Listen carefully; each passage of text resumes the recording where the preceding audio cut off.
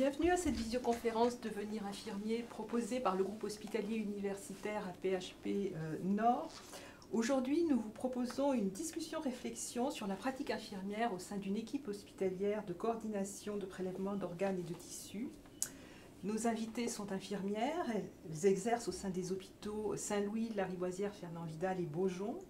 Elles ont accepté de nous faire découvrir leur rôle pour améliorer l'accès à la greffe d'organes et de tissus. Alors, vous savez, de nombreuses maladies peuvent nécessiter d'avoir recours à la greffe d'organes ou de tissus pour améliorer la qualité de vie ou assurer la survie d'une personne, et ce, à différents âges de la vie.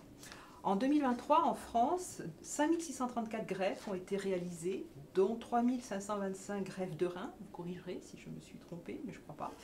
Pour réaliser des greffes, il faut disposer d'organes et de tissus issus d'un ou de plusieurs dons, dans le respect des lois de bioéthique en vigueur dans notre pays.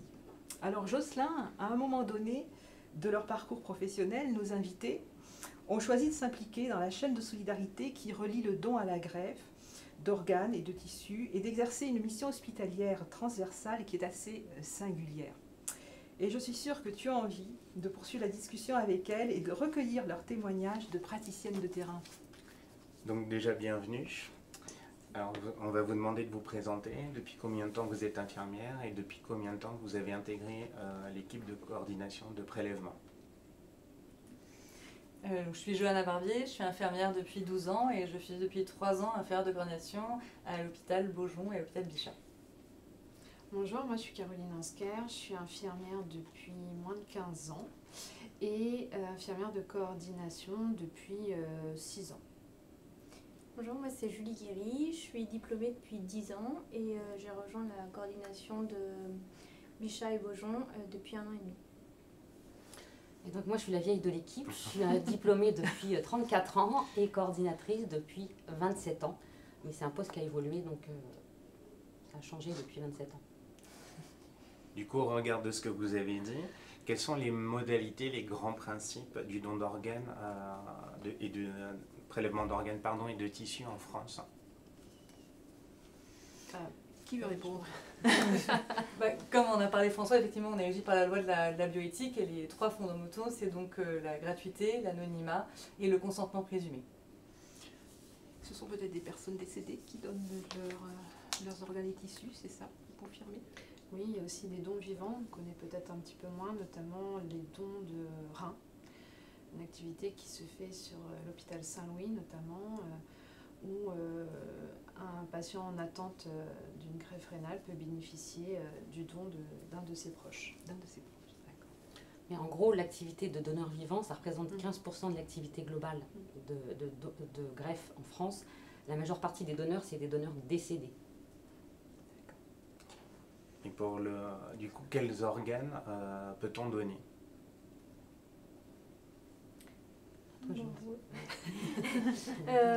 On peut donner le cœur, les poumons, les reins, le foie, le pancréas.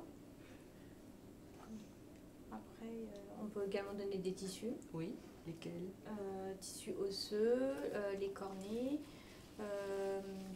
l'épiderme, donc la peau.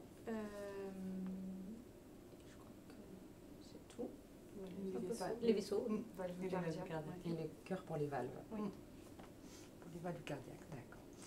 Quels sont les profils un peu de donneurs d'organes et de tissus en France? En donneur décédé, on parle. Oui, alors, voilà. un donneur décédé. On va retrouver principalement, et un petit peu, si on peut dire, plus connu de la population, les donneurs en état de mort encéphalique, qui représentent la majorité des dons, même s'il y a une autre catégorie, une autre activité qui a vu le jour il y a quelques années en France, des donneurs décédés type Maastricht 3, une catégorie de donneurs peut-être un petit peu moins connue. Alors, juste pour les gens qui vont regarder la conférence et qui sont moins familiers que vous, est-ce que vous pouvez nous redire ce qu'est l'état de mort encéphalique? C'est France, s'il vous plaît. Alors l'état de mort encéphalique, en effet, c'est la majeure partie des donneurs en France. Donc c'est des donneurs décédés à cœur battant. Donc c'est des patients pour lesquels on va mettre en évidence la destruction totale et irréversible du cerveau. et qui bénéficie d'une réanimation de qualité pendant quelques heures, qui permet de perfuser les organes et d'envisager un prélèvement d'organes dans les 24 ou 48 heures qui suivent le diagnostic de mort encéphalique. Comment vous confirmez l'état de mort encéphalique?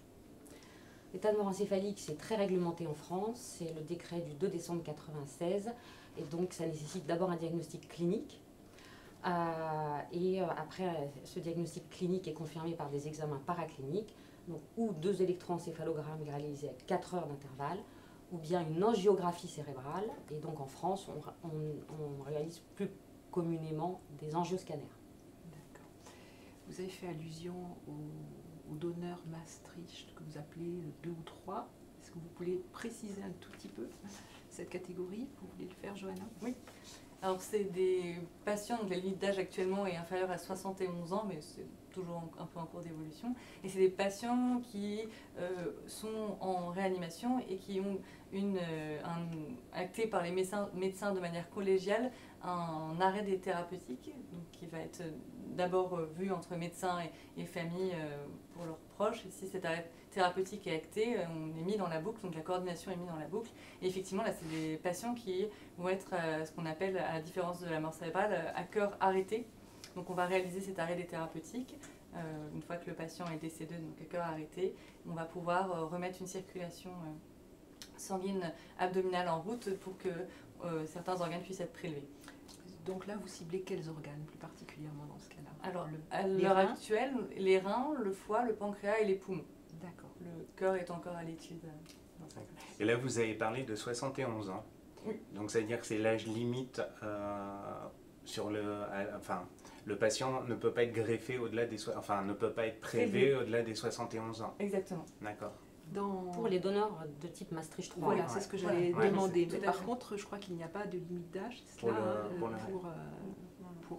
les donneurs en état de mort encéphalique. Voilà. Quels sont les professionnels qui composent une équipe de coordination hospitalière et de prélèvement? Il y a l'équipe médicale, Oui. il y a un cadre de santé, une équipe médicale et les infirmières de coordination. D'accord. L'équipe médicale est issue de quelle spécialité? C'est un chirurgien, c'est un réanimateur, c'est un anesthésiste? Les réanimateurs de notre service. De votre département, d'accord.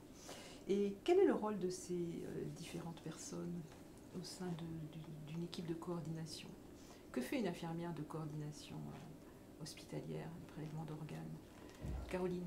Eh bien, donc c'est un peu une mission, donc c'est tout d'abord une mission transversale. La coordinatrice, elle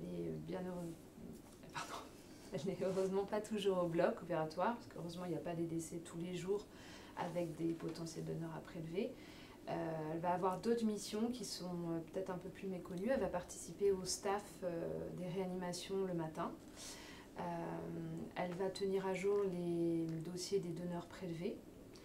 Elle va aussi s'enquérir pour la création de procédures dans un souci de qualité. Elle va tenir à jour les outils qui permettent à la coordination de travailler. Elle va sensibiliser, former le personnel. Elle participe en collaboration avec l'Agence de la biomédecine et les hôpitaux un peu partenaires comme nous, le réseau nord-francilien, à des réunions, des travaux. Justement, à propos des collaborations, quelles sont les collaborations les plus fréquentes? D'abord, au niveau de l'hôpital, du service d'anesthésie-réanimation, de la réanimation, de la SSPI, du bloc opératoire, si vous pouvez nous détailler, mais il y en a d'autres même à l'intérieur de l'hôpital, si vous pouvez les détailler un tout petit peu. France?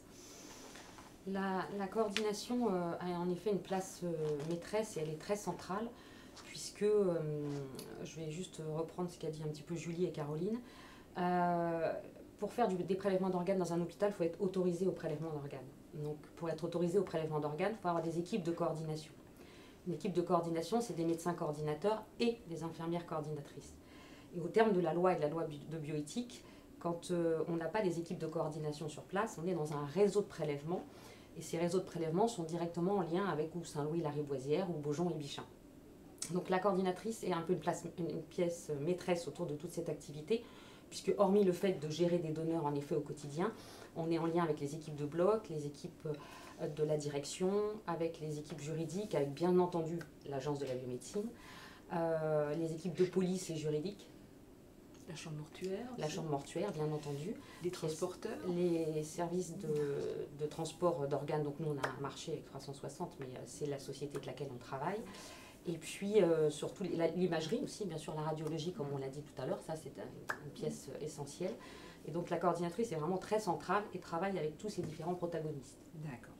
Alors, comment devient-on infirmière dans une équipe de coordination hospitalière, de prélèvement d'organes et de tissus? Allez, parlez-nous de chacune de votre expérience. Vous avez débuté quand? Qu'est-ce qui vous a donné envie? Quelle opportunité vous avez saisie? Johanna? Au tout début de ma carrière, quand j'ai commencé à l'hôpital Robert Georges Pompidou en réanimation, et on prenait en charge des patients en mort cérébrale, donc c'est déjà un peu là où je m'étais renseignée, un peu questionné la coordinatrice qui était sur l'hôpital à ce moment-là. Et j'ai quand même fait 5 ans à Georges Pompidou, et puis j'ai fait 3 ans en réanimation pédiatrique et néonatale à Trousseau. Voilà, j'avais envie d'avoir une autre expérience avant de rejoindre la coordination, et voilà, à ce moment-là, ça m'est revenu en me disant c'est quand même quelque chose qui m'intéressait et je voulais plus Donc m'y une atteler. double expérience d'infirmière en réanimation adulte à l'hôpital européen Georges Pompidou, si j'ai bien compris. Ensuite en pédiatrie à Trousseau et ensuite une évolution professionnelle, un intérêt pour cette mission-là. Exactement. D'accord. Caroline, pour vous, ça s'est passé comment? Moi, ça s'est passé durant ma formation à l'école infirmière où j'avais eu l'intervention d'une coordinatrice de prélèvement d'organes. Et ça avait suscité des interrogations. J'avais même fait mon mémoire, mémoire de fin d'études sur la greffe hépatique. Et puis après, je me suis dirigée sur la réanimation chirurgicale. J'ai fait 7 ans de réanimation. Et après, je voulais évoluer vers autre chose. Et c'est vrai que je trouvais que la prise en charge des proches et de ces potentiels donneurs était complète. C'était un autre métier, d'autres compétences à développer. Et j'ai commencé à postuler. Justement, on va en parler tout à l'heure des nouvelles compétences. Et pour vous, Julie, ça s'est passé comment? Moi, c'est un peu pareil dans le cadre du stage lors de l'étude infirmière. J'ai eu l'occasion de prendre en charge un donneur en mort cérébrale et d'aller jusqu'au bloc opératoire. Et par la suite, 5 ans après, j'ai commencé en chirurgie et après je vais regagner un service de réa où il y avait une infirmière coordinatrice et c'est là que j'ai commencé à m'intéresser un peu plus près du métier. Et pour vous, France? Souvenir. C'est très simple. Moi, j'ai démarré en tant qu'infirmière en réanimation à la Riboisière. Et puis après, j'ai pris un poste en salle de soins post-interventionnels à Saint-Louis. Cette activité était à Saint-Louis depuis quelques années, puisque l'activité a démarré en 1986 à Saint-Louis. Et donc le cadre supérieur d'anesthésie-réanimation m'a dit, en fait, France, vous avez le profil pour avoir ce poste-là et pour faire ça. Et donc il m'a dit, je vous laisse 24 heures pour me répondre. Et j'ai dit, allez, go, on y va. Et pour le coup, parce que vous parlez beaucoup de compétences, quelles sont les compétences pour intégrer une coordination? Un mot souvent qu'on discute et sur lequel on est, je pense, assez d'accord, tu me compléteras, France, je Vous pense allez que pouvoir c'est toutes vous exprimer, ne vous inquiétez pas. l'adaptation. La coordinatrice doit s'adapter. D'accord. Johanna, pour vous, les compétences qu'une Oui, infirmière... je pense que c'est souvent le premier mot qui revient. Je dirais aussi de la rigueur, parce qu'il faut être, c'est une activité très légiférée, donc très protocolée, rigoureuse dans les démarches, dans l'accompagnement. Il ne faut pas être allergique peut-être à l'aspect législatif et organisationnel des activités hospitalières. Effectivement, oui. Julie? Moi, ce serait la polyvalence, puisqu'on peut aussi bien jongler sur des tableaux Excel comme des parties plus techniques, avec différents intervenants. Oui, France? Moi, je dirais un peu d'expérience et de maturité. On n'est pas coordinatrice en sortant de l'école d'infirmière, ça c'est clair et net pour moi. Je pense qu'il faut se laisser un peu de temps et avoir un peu d'expérience dans un service de réanimation, de soins intensifs, d'urgence. Et je pense qu'on acquiert ces compétences progressivement avec le temps. Et il faut un peu de maturité et d'expérience. D'ailleurs, ici, 2 d'entre vous cumulent la double fonction, puisqu'elles exercent encore, elles ont une activité clinique en service de réanimation, si j'ai bien compris, et puis une autre partie de leur temps de travail dans l'équipe de coordination. Et quel mot vous associez aussi à la pratique infirmière, là, à la manière que vous avez de travailler? On a bien compris en France que le rôle central et les différentes interactions que vous avez avec différents acteurs et que vous coordonnez, hein, d'où le nom de coordination hospitalière de prélèvement d'organes, vous associeriez quel mot? Est-ce que ça vous demande, je sais pas, de la disponibilité, de l'empathie? Bien d'autres choses, hein, je pense. Moi, je dirais, s'il faut dire un mot, je dirais de l'autonomie, mais pas trop. D'accord, vous pouvez préciser. Parce que comme, en fait, finalement, juste sur la mission de coordination, je laisserai Caroline et Julie parler de leur double fonction, et Johanna, elle, de son temps plein. Je pense qu'on est dans un profil de poste très particulier. Il n'y a pas de diplôme, hein, donc c'est une fonction. Et donc, du coup, ça demande de l'autonomie, savoir gérer, encadrer une équipe, savoir gérer son temps de travail. Et tout ça, je pense que justement, ça nécessite un peu d'expérience et de maturité parce que quand on démarre dans cette profession d'infirmière, c'est très compliqué de trouver sa place et la bonne place en tant que coordinatrice. Alors, pour les Caroline, puisque vous cumulez encore une activité clinique d'infirmière en soins généraux et plus votre activité au sein de la coordination, qu'est-ce que vous pensez de votre expérience? De cette double casquette, et ben, au tout début, quand j'ai voulu faire de la coordination, pour moi, j'ai travaillé dans des centres où c'était des coordinations, où elles étaient toutes à 100%. Donc c'est vrai que c'était plutôt cette fiche de poste et en faisant je suis à 60% en coordination, 40% en salle de soins post-interventionnelle à l'hôpital Saint-Louis. Eh bien, je trouve que c'est plutôt bénéfique et que cette fiche de poste me convient totalement, puisque c'est vrai qu'être coordinatrice, enfin, je ne sais pas toi Julie, mais on est plus au niveau de la coordination avec des familles en deuil, on va être sur la phase prélèvement, donc des fois pas facile à gérer, et de l'autre côté, on va être, si je peux dire, avec les vivants, on va les prendre en post-opératoire, on a aussi les greffes de reins sur Saint-Louis, et puis on a des interactions, on reste aussi dans la dextérité infirmière, donc c'est vraiment un atout total sur cette fiche de poste. Et puis aussi peut-être en termes de sensibilisation de vos collègues et de vos jeunes collègues pendant les phases d'intégration, les premières années de travail. Tout à fait, ça peut être un atout. On les sensibilise, c'est vrai qu'ils viennent des fois à nous pour nous demander c'est quoi la coordination, ça intéresse beaucoup, et puis comme ils sont amenés eux aussi à prendre en charge ces donneurs, on se complète totalement. Johanna, pardon, Julie. excusez-moi, Julie, excusez-moi. Oui, moi ça revient à peu près pareil. Moi je suis à 50% en réanimation et 50% en coordination. Et oui, pareil, l'aspect, conserver encore cette dextérité infirmière. Parce qu'il faut de l'adaptabilité, hein, vous l'avez dit tout à l'heure, notamment quand on est dans l'activité mixte, parfois se présente au cours de la journée, on est engagé dans son travail et puis se présente l'opportunité d'avoir un donneur potentiel pour des organes, donc ça peut prolonger la journée de travail initialement prévue. C'est toujours comme ça? Ouais, comment vous organisez un petit peu votre disponibilité et comment vous vous transformez d'infirmière de SSPI ou de réanimation en une infirmière coordinatrice? Parce que parfois vous avez moins d'un quart d'heure pour faire votre transformation. Alors nous, sur la coordination Saint-Louis-la-Riboisière, quand on est sur notre temps de salle de réveil, on est en salle de réveil. C'est-à-dire que je ne prendrai pas d'astreinte après mon poste. D'accord. Parce que c'est vraiment deux missions. Voilà, je voulais vous entendre préciser qu'il y avait une double mission, totalement, mais avec des temps séparés. Dédié. Des temps dédiés, totalement. Voilà. Non, bien.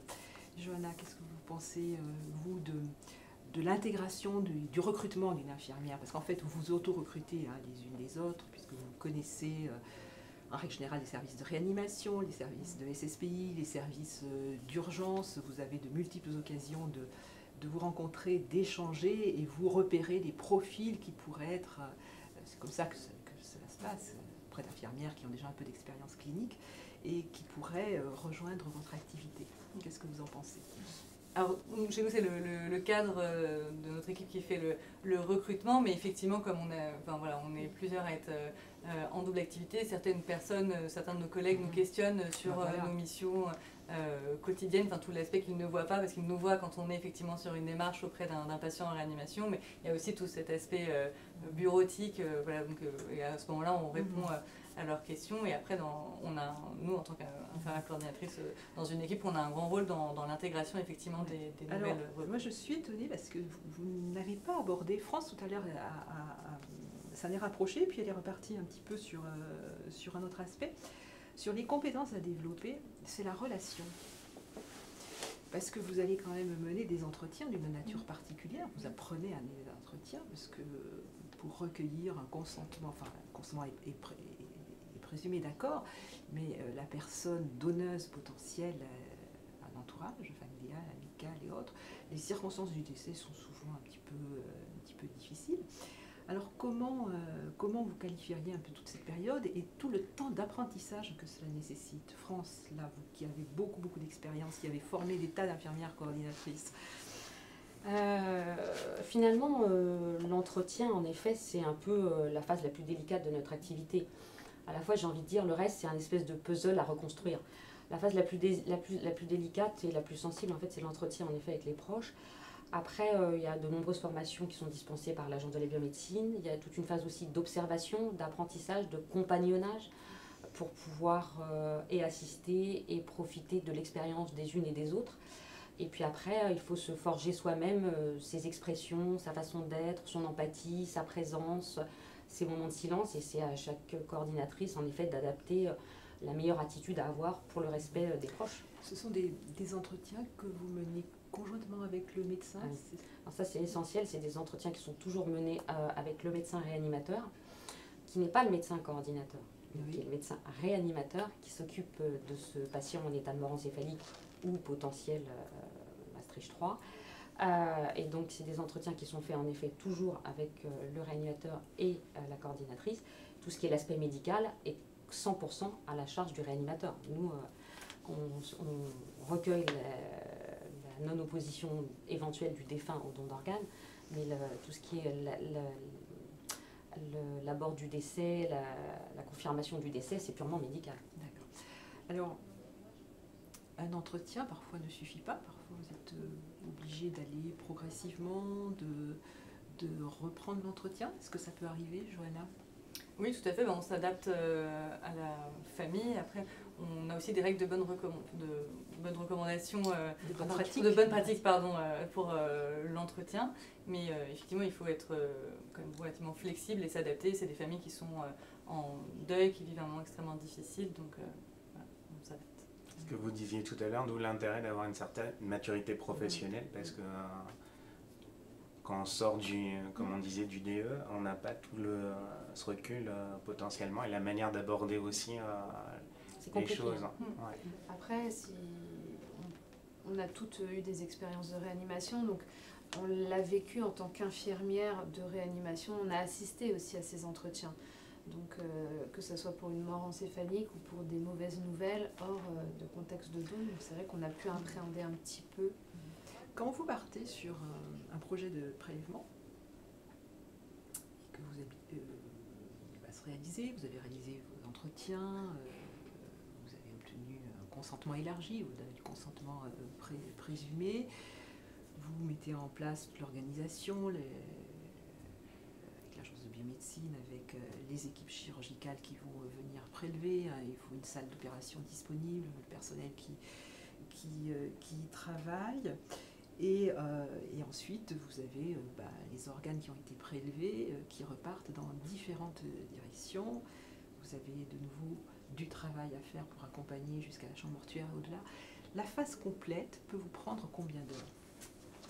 C'est 24 heures en général. Oui, on est toujours sur à peu près. En général, c'est 24 heures. Ça peut être un peu plus, mais c'est rarement moins. Donc, non Oui. Donc voilà. Donc il faut de l'adaptation, mais il faut aussi de la persévérance et il faut avoir aussi la possibilité de résister. Et de passer la nuit debout. Et de passer la nuit debout, en plus de toutes les connaissances qu'il faut avoir. Moi j'avais une question. Il y a une partie que vous passez au bloc ou pas du tout, jusqu'à où vous amenez, en fait, vous accompagnez le patient, parce que c'est ça la prise en charge du patient, c'est du moment où il rentre jusqu'au moment où il sort, même en sortant de la chambre mortuaire, jusqu'à où est votre rôle dans l'accompagnement? Et des familles aussi, parce qu'elles sont, elles sont aussi touchées. Le patient, on l'accompagne jusqu'à la chambre mortuaire, donc vraiment jusqu'au bout. Et les proches, il n'y a pas de limite. Enfin, il y a encore certaines familles qui nous recontactent, même plusieurs années après, pour avoir des nouvelles des receveurs, de manière bien sûr complètement anonyme, mais donc il n'y a pas de limite. On est au bloc opératoire tout le temps en fait. Puisqu'on doit faire le lien entre le centre où a lieu le prélèvement et les centres de transplantation. On va être garant aussi de ce qui s'est dit à l'entretien sur les prélèvements que l'on peut envisager ou non. Donc, Parce qu'en fonction des familles, vous avez des refus de prélever certains organes du fait de la représentation. Par exemple, les yeux ou le cœur, faire certaines choses. Donc tout ça, vous êtes garante. Ouais. C'est-à-dire que si les proches nous rapportent des restrictions, il faut forcément les respecter. Ouais. Voilà. Alors, moi, j'ai longtemps observé France pratiquer. Je me suis toujours posé une question. J'ai jamais osé lui demander, donc aujourd'hui je le fais. Je le fais pour les 4. Au moment où parce que les entretiens, ça peut être complexe, France. Je vous ai tellement vu observer, travailler pendant des années. Au moment où vous aboutissez, vous savez que les prélèvements vont avoir lieu, qu'est-ce que vous ressentez? Allez, dites-nous, ça vous fait plaisir? Vous pensez à l'après ou bien d'autres choses? Ou bien vous avez déjà un moment de fatigue à ce moment-là? Non, alors le moment de fatigue, oui, parfois ça dépend des jours, mais c'est pas ce qui ressort le plus. Oui. Moi, j'ai l'impression d'être satisfaite et complètement satisfaite quand j'ai l'impression d'avoir respecté les souhaits du défunt. Si on sent que c'est les proches qui refusent le potentiel prélèvement, là je suis très agacée, voire très très agacée. Même après toutes ces années? Même après ces années. C'est ce qui me fait tenir encore sur ce poste-là, hein, parce que sinon, voilà.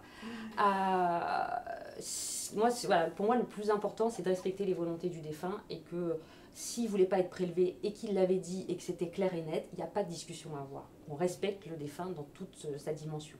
Et on respecte aussi les proches, puisque finalement, il faut penser aux gens qui restent. Voilà, mais je ne peux pas dire que j'ai une satisfaction en sortant de l'entretien. J'ai une satisfaction, oui, si j'ai l'impression qu'on a respecté le défunt. D'accord. Et vous, Julie, quel est votre moment de satisfaction dans cette activité? Oui, peu importe si on va au prélèvement ou pas, mais tant qu'il y a un choix qui est pris et qu'il n'y a pas de conflit, que tout le monde est apaisé, que c'était une discussion et un consensus au mieux pour apporter le témoignage du défunt. oui. Je ne vais pas faire dans la nouveauté, pareil, et peut-être si je participe au bloc jusqu'à la fin du bloc, me dire, voilà, d'un deuil, on part derrière à des greffes. Voilà, justement, j'allais vous poser la question juste après. Est-ce que vous pensez aussi au potentiel de vie qu'il y a derrière chacun des organes pour lesquels vous avez contribué? Oui, aussi. Johanna? Oui, tout à fait. Votre satisfaction aussi Oui, ça rejoint tout ce que viennent de dire mes collègues. Enfin, c'est effectivement l'envie de bien faire et de respecter au mieux le choix de chacun. D'accord. Alors nous, on a quand même aussi l'intérêt, et Caroline l'a encore plus que moi, c'est que le lendemain, en SSPI, elle peut prendre en charge le transplanté. Et sincèrement, l'hôpital Saint-Louis est un des plus gros centres de transplantation rénale sur Paris. Et c'est vrai que quand le lendemain, on a le transplanté et qu'on voit que la durée a repris, on peut se dire que c'est très satisfaisant. Ouais. Je peux poser une question, du coup, comment vous arrivez à faire la séparation? Parce que vous avez, c'est sur un organe de quelqu'un que vous avez pris en charge, et là vous repartez sur un organe dans quelqu'un d'autre, avec un nouveau patient. Comment vous arrivez à jongler, on va dire, le terme n'est pas très beau, mais sur ces deux versants-là?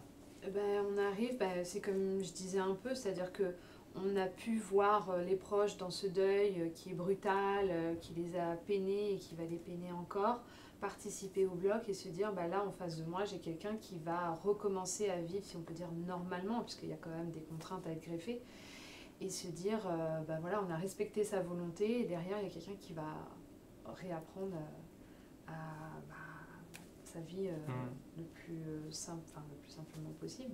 C'est que vous arrivez bien à faire On arrive, oui, parce qu'il faut vraiment différencier ces deux missions, la coordination et la salle de soins post-interventionnelle. En aucun cas, aucune allusion, rien ne doit se savoir. Il n'y a rien dans le dossier qui laisse indiquer d'où pouvait provenir le donneur. C'est parce que ça, c'est quand même une compétence, pour le coup, que vous arrivez à développer, à bien faire la séparation Tout à fait. entre Mais comme les deux. toute infirmière également, Ouais. puisqu'on on est soumis au secret médical, au secret professionnel. Donc oui, c'est vrai que je peux avoir l'avant-greffe et l'après-greffe, mais voilà, c'est comme toute infirmière, on a un devoir de secret professionnel. Je pense que c'est vraiment 2 casquettes et 2 métiers différents, surtout. Pour vous, Julie, comment vous ressentez ça? Parce que vous avez encore l'activité mixte, d'infirmière de réanimation et puis... Oui, mais nous, on n'a pas... Vous les voyez pas en on a poste, fait de la greffe hépatique sur Beaujon, mais c'est dans l'area digestif. Voilà, c'est une réa distincte, donc finalement, vous n'êtes que impliqué que dans la phase de prélèvement. Pour nous donner un ordre d'idée aux personnes qui nous écouteraient, dans chacun de vos établissements, c'est combien de prélèvements par an à peu près? Ou même précisément, je suis sur France que vous connaissez ça par cœur. Non, je vais en gros, en gros, on recense une 50aine ou 60aine de donneurs, tout confondu par an. Et compte tenu du taux d'opposition qui est extrêmement important sur Paris et Île-de-France, on en prélève la moitié, donc vous comptez une 30aine quand on cumule les donneurs en état de mort encéphalique et les donneurs Maastricht 3. Donc 30 personnes prélevées, mais vous prélevez un ou plusieurs organes. Ah oui. En termes d'organes, ça fait l'organe le plus prélevé, c'est lequel? C'est le rein. C'est le rein. Et après, Ensuite, c'est le foie surtout. Rein et foie essentiellement. Et pour les tissus, Les tissus... C'est plus variable, les tissus. les cornets, Ah, les cornets, oui, mais L'enterme, c'est une vingtaine de Ouais. prélèvements de cornets, tout confondu. si vous pensiez à des étudiantes qui sont dans les IFSI en ce moment, qui pourraient venir en stage sur vos secteurs, ou regarder la visioconférence, ou de jeunes collègues qui s'interrogent sur une évolution professionnelle, et si elles étaient intéressées par la coordination hospitalière de prélèvement d'organes et de tissus, que pourriez-vous leur dire, leur donner comme recommandation, Johanna? Nous, on propose des journées d'observation. On a accueilli déjà quelques étudiantes en journée d'observation. Et après, je pense que ça regroupe un peu tout ce qu'on a dit en termes, on leur parle des compétences qu'il faut avoir, donc de l'adaptation, de la disponibilité. D'abord, vous avez dit, je me permets de vous couper parce que Oui, avant bien sûr. l'adaptation, vous avez dit d'abord de l'expérience professionnelle en tant qu'infirmière. Tout à fait, voilà, bien Ah. sûr. Oui, oui, Ouais. avant tout, oui. D'accord. Et après, voilà, les compétences qu'on a citées avant dans la conversation. Être disponible pour se remettre en situation d'apprendre. Exactement, oui, il faut s'en mettre D'accord. en condition d'apprentissage, d'intégration, pour suivre le plus de démarches possible dans un premier temps pour apprendre. Caroline. pareil, j'irais sur la même voie, et puis aussi se dire que la coordination des prélèvements d'organes, il faut s'en mettre la tête qu'on va tous les jours au bloc, qu'on a des missions, et notamment disponibilité, mais plus disponibilité quand on est en astreinte en fait. D'accord. Puisque ça va être des astreintes de 24 heures, donc il faut aussi pouvoir combiner l'aspect professionnel, l'aspect personnel aussi. C'est des choses à intégrer Et pour oui, tout futur. avant de s'engager voilà. dans, Mais bien dans sûr, ce toutes les type coordinations d'activité. restent. Voilà, tout à fait. D'accord. Julie. Oui, ça rejoint également ce qu'elle disait. Et oui, c'est vrai. France. Moi, si on me pose cette question, je dirais ne venez surtout pas me voir tout de suite.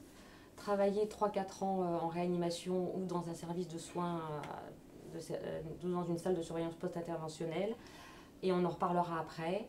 Et je dirais aussi, la coordination de prélèvement d'organes, c'est pas sans arrêt ni tout le temps des pimpons sur la tête. Et d'être au bloc opératoire avec des chirurgiens, etc. Et tout ça. Je dirais surtout, il y a beaucoup de travail administratif, donc attendez-vous aussi à avoir beaucoup de travail administratif. D'accord. Voilà, je dirais ça aussi. Et un investissement personnel également, parce que c'est Et oui, parce que j'ai quand même retenu que parfois vous partiez sur un prélèvement, c'est 24 heures d'affilée pour tout réaliser. Donc il faut quand même avoir un peu d'endurance et de disponibilité, il me semble, et avoir un équilibre vie professionnelle, vie personnelle. Quand je parle d'équilibre, quoi, c'est pas un déséquilibre, mais un équilibre. C'est bien de cela dont on parle. On arrive au terme de cette visioconférence. Avant de conclure, est-ce que vous voudriez vous exprimer encore sur un aspect que l'on n'aurait pas abordé mais qui vous semble essentiel, ou revenir, repréciser quelque chose sur lequel on est passé un petit peu rapidement? Moi, je dirais que avant de commencer la coordination, quand j'étais en réanimation, j'aurais jamais pensé qu'au jour d'aujourd'hui, j'aurais pu, comme là l'occasion se présente, faire une interview, pouvoir manipuler, c'est tout bête, mais quand on est infirmier, c'est pas du tout péjoratif, faire des topos PowerPoint, travailler sur Excel, présenter ou sensibiliser de futurs collègues, et c'est des choses, c'est un métier vraiment transversal qui demande, comme on a tout dit, la rigueur, l'adaptabilité, mais c'est des choses que je ne pensais pas faire au tout début de ma carrière infirmière et que je suis très contente de pouvoir au jour d'aujourd'hui faire. Donc c'est une évolution professionnelle positive, enthousiasmante. Tout à fait. Pour toutes les quatre. Oui. Comme elle disait France, on a une autonomie et on peut faire beaucoup de choses. En fait, on est assez libre de porter des projets qui nous tiennent à cœur, de sensibiliser, d'être très large, d'avoir plein de projets. Et vous vous montrez digne aussi de ces responsabilités, j'imagine. Oui. Bien. Alors nous arrivons au terme de cette discussion, de cette réflexion. Merci à toutes les quatre pour votre présence et le partage de vos expériences au sein des équipes de coordination hospitalière de prélèvement d'organes et de tissus des hôpitaux du GHU AP-HP Nord. Nous avons bien compris que le don et la transplantation d'organes et de tissus s'inscrivent dans une démarche de solidarité nationale qui repose sur des principes éthiques forts que vous avez rappelés, l'anonymat, le consentement présumé, la gratuité, sur aussi des pratiques légales et techniques très codifiées. Plusieurs acteurs sont impliqués, évidemment la personne qui potentielle donneuse d'organes, aussi son entourage, sa famille, ses amis, en milieu hospitalier, des médecins, des chirurgiens, des réanimateurs, le personnel du bloc opératoire, le personnel de la chambre mortuaire. Si on élargit un petit peu, l'agence de biomédecine, et puis aussi vous avez recours à des transporteurs parce que les organes prélevés quittent l'établissement et repartent vers d'autres établissements. Ça peut être une autre ville, une autre région aussi, oui, bien sûr, à l'autre bout de la France. Exactement. Donc les membres de la coordination hospitalière, les équipes de coordination, on a vu c'est des équipes petites, resserrées, mais avec des qualifications particulières, assurent le lien entre ces différents acteurs par des actions d'accompagnement, d'organisation à chaque étape, du don jusqu'à la greffe. Vous êtes aussi impliqué dans des actions de sensibilisation et d'information du grand public, et puis beaucoup de missions aussi de formation des professionnels de santé. Merci pour tout ce que vous réalisez. Merci aux directions des soins et des ressources humaines et de la communication du GHU AP-HP Nord qui soutiennent la réalisation des visioconférences Devenir infirmier depuis bientôt 4 ans. Et vous pouvez voir ou revoir les conférences antérieures sur la chaîne YouTube AP-HP Nord. Merci, au revoir. Merci beaucoup. Merci.